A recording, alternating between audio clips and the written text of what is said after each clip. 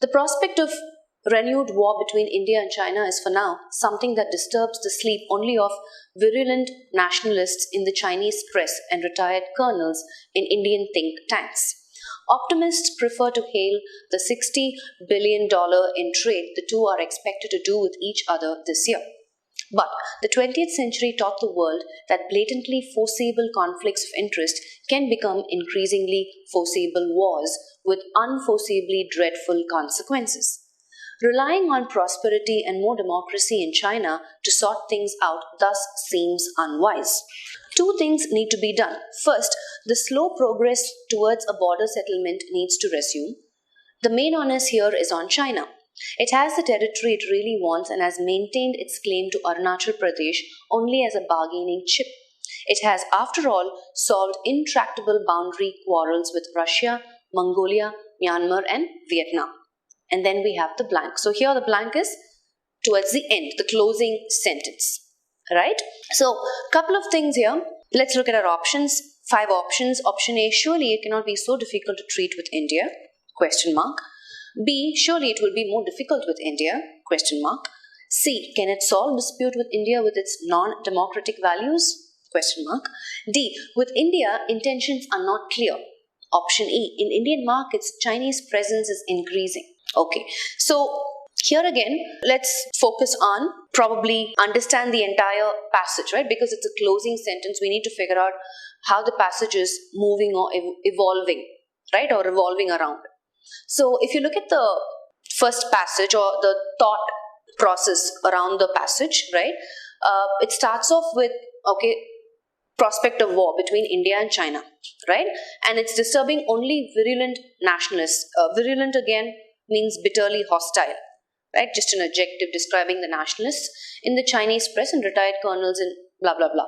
Optimists prefer to hail the $60 billion in trade the two are expected to do with each other this year. So seems like there's some transactions, right? Business transactions that are to happen between India and China in the coming year, right? This year, current year.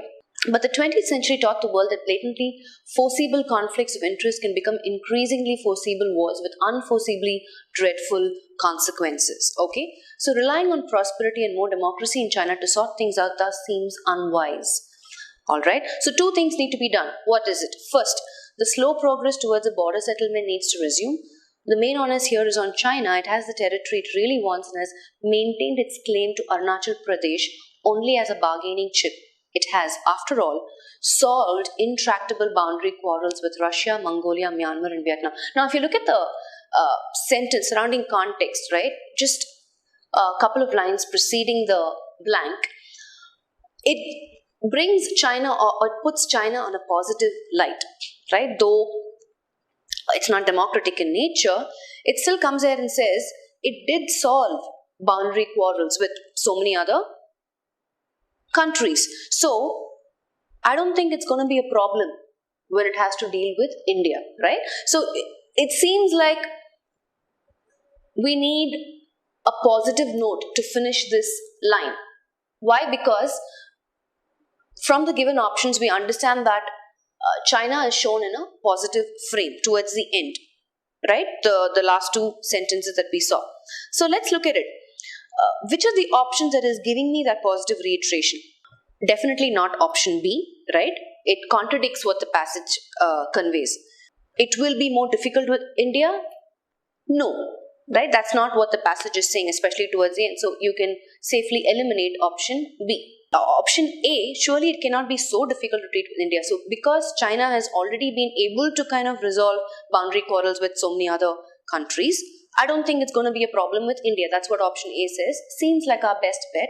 But let's look at the other options as well quickly. Option C.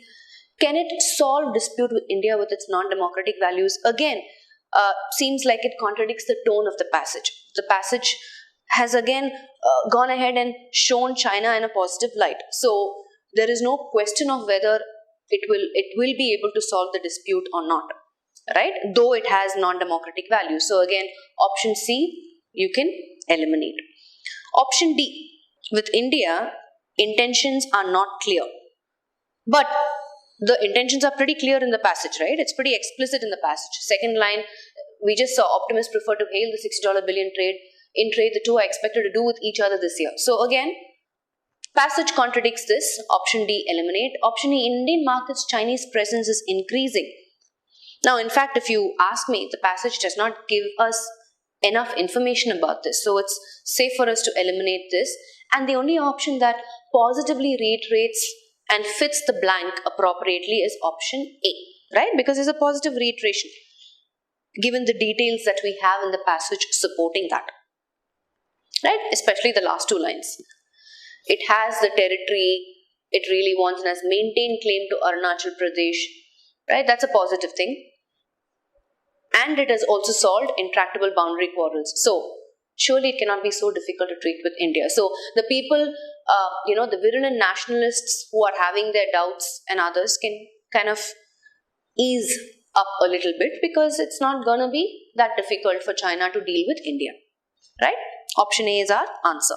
So, here again, what we've done is, we've only focused on surrounding context, especially the last two lines, which have been very helpful in helping us decide the answer, and probably a couple of thoughts here and there in the passage has helped us eliminate wrong answer choices, like option D, right?